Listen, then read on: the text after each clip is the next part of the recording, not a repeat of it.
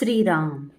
साधक हो, सध्या आपण सोमवार ते शनिवार श्री ब्रह्मचैतन्य गोंदवलेकर महाराज यांच्या परंपरेतील साखरखेर्डा येथील संत परमपूज्य श्री प्रल्हाद महाराज यांचे श्री देवीदास अमृत मोहरील लिखित संक्षिप्त चरित्राचा आस्वाद घेत आहोत. तसेच रविवारी श्री महाराजांच्या काही भक्तांचे अनुभव ऐकणार आहोत.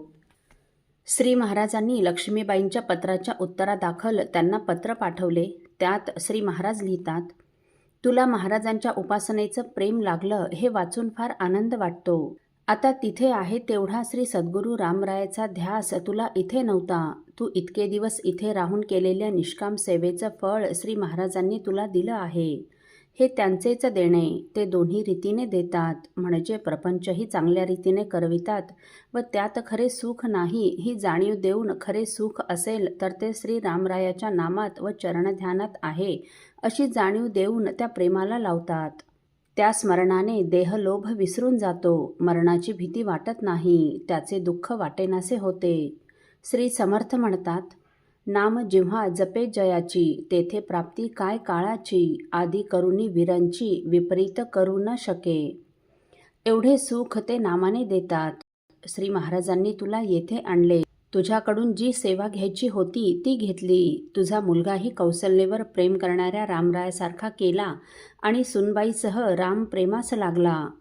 हे सर्व देणे त्यांच्या कृपेचे व इतके चांगले असता, परंतु खरे चांगले व आनंदाला देणारे रामनाम त्यांचे चरण ध्यान तुला वाढावे म्हणून महाराजांनी तुला दूर नेले. ज्या योगे तुला रामरायाचा सतत ध्यास लागावा. आपल्या प्रेमाचे दूर असले म्हणजे त्याची आठवण होते. तुझा मुलगा दूर असतेवेळी तुला त्याची सारखी आठवण येई.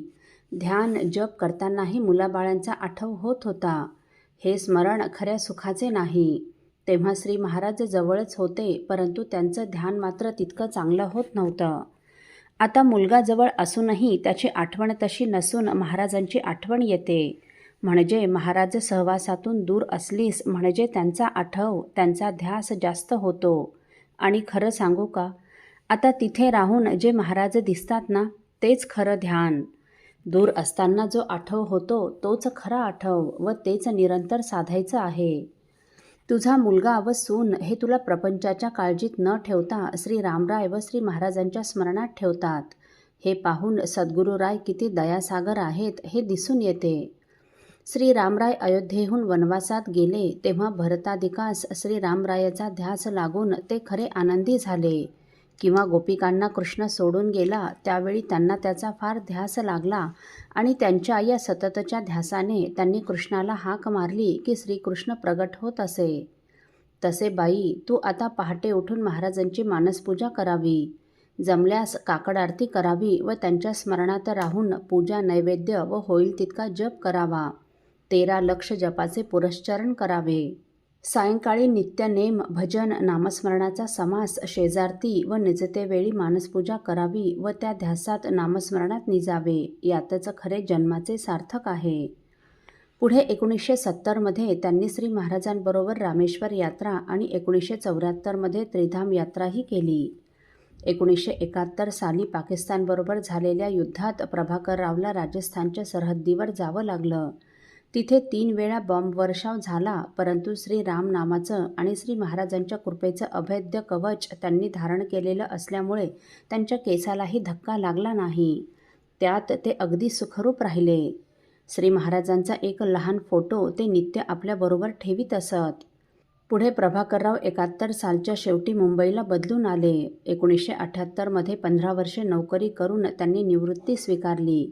श्री महाराजांच्या कृपेने त्याच वर्षी त्यांना जालन्याला बँकेत नोकरी लागली. प्रत्येक उत्सव महोत्सवात ते आईला साखरखेर्ड्याला घेऊन येत असत. श्री महाराजांनी सांगितल्याप्रमाणे लक्ष्मीबाईंनी नित्योपासना, जप व अखंड नामानुसंधानात राहून आपला उर्वरित काळ अत्यंत आनंदात घालवला आणि 2007मध्ये नामस्मरणात आपला अंतकाळ साधला. आज प्रभाकरराव यांचं कुटुंब महाराजांच्या कृपेने सुखरूप व आनंदात आहे. ते आजही महाराजांच्या सेवेत असतात व जालन्याच्या राम मंदिरात कार्यालयीन सेवा करतात. असो, साधक हो, परमपूज्य श्री रामानंद महाराजांचे शिष्य तीर्थस्वरूप तात्यासाहेब देशपांडे जाफराबादकर यांच्या संबंधित माहिती आपण पुढील भागात ऐकणार आहोत. श्री राम समर्थ. आपल्यातील कोणा श्रींच्या भक्तांना श्रींचे काही अनुभव आले असतील तर कृपया आपण मला ते 9422843253 अथवा सुनील दादांच्या 9892608401 या व्हॉट्सअप नंबरवर कळवावेत अशी नम्र विनंती. श्रीराम समर्थ.